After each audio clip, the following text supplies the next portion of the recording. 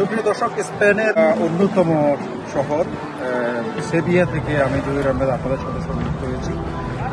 এই মুহূর্তে যেখানে দাঁড়িয়ে আছি এটি স্পেনের স্থাপত্য শিল্পের অন্যতম একটি অনবদ্য স্থাপত্য প্লাসা স্পানিয়ার যে এডিফিসিওতে আমি দাঁড়িয়ে আছি। 1914 সালে এই এডিফিসিওটির নির্মাণ কাজ শুরু হয়, 1919 সালে এটির নির্মাণ কাজ শেষ হয়। প্রায় 50,000 বর্গমিটার জায়গায় অবস্থিত স্পেনের অন্যতম শ্রেষ্ঠ স্থাপত্য কর্ম এটি। এখানেও হাজার হাজার দর্শক এবং পর্যটকদের উপস্থিতি আপনারা লক্ষ্য করছেন।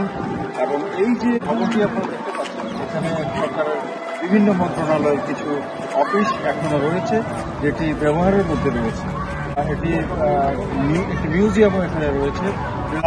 এখানে যারা এই মুহূর্তে আছেন বিশ্বের বিভিন্ন দেশের পর্যটক, তাদের জন্য বিভিন্ন সুব্যবস্থা এখানে রাখা হয়েছে। আপনারা দেখছেন এখানে একটি কৃত্রিম নদী সৃষ্টি করা হয়েছে। স্পেনের রাজধানী মাদ্রিদ থেকে 530 কিলোমিটার দূরে অবস্থিত স্পেনের অন্যতম বৃহৎ নগরী।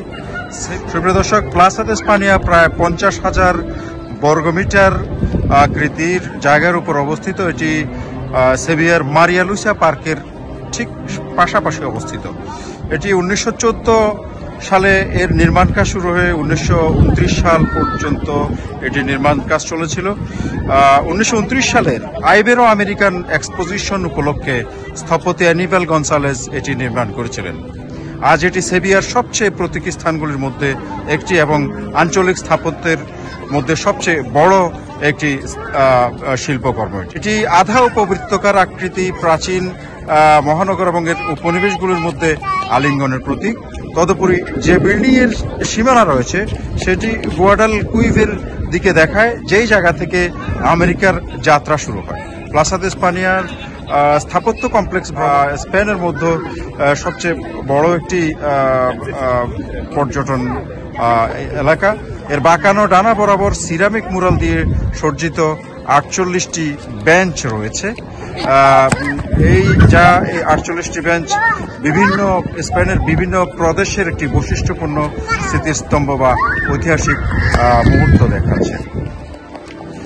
এই প্লাসা যখন তৈরি করা হয়েছিল তখন স্পেনের প্রত্যেকটি প্রভিন্সের জন্য একটি বিশেষ বেঞ্চ রাখা হয়েছিল, যেগুলি এখন পর্যন্ত এখানে অক্ষত রয়েছে।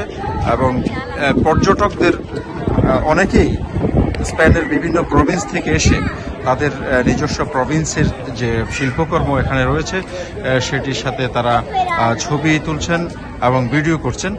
এটি এখানকার অন্যতম একটি প্রধান আকর্ষণ। সুপ্রিয় দর্শক, আপনারা দেখছেন যে এখানে আমি যেখানে দাঁড়িয়ে আছি বাদাখোস, এর পাশাপাশি রয়েছে আভিলা এবং এখানে পাশেই রয়েছে বালেয়ারেস, এরপর রয়েছে বার্সেলোনার বেঞ্চ, যেখানে দর্শকরা এবং পর্যটকরা এসে তাদের নিজস্ব নগরীর যে শিল্পকর্ম রয়েছে, যে বেঞ্চ রয়েছে সেটির সাথে তারা ছবি তুলছেন। সুপ্রিয় দর্শক, এখানে বিভিন্ন ধরনের সুব্যবস্থাপনা পর্যটকদের আকর্ষণ করার জন্য আমাদের চোখে পড়েছে। আপনারা দেখবেন এখানকার ঘোড়ার গাড়িগুলো অত্যন্ত আকর্ষণীয়। এবং এই রাজকীয় প্যালেসটির সামনে যখন আমরা ঘোড়ার গাড়িগুলোকে পর্যটকদের বহন করে নিয়ে যেতে দেখি, তখন 200 বছর আগের ইতিহাসকেই স্মরণ করিয়ে দেয়।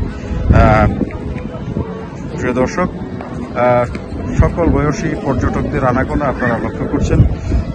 আজকে সোমবার, অফিস ডে থাকা কারণে দর্শনার্থী কিছুটা কম মনে হলেও বিগত দিনগুলিতে আমরা এখানকার যথেষ্ট পর্যটক দেখেছি।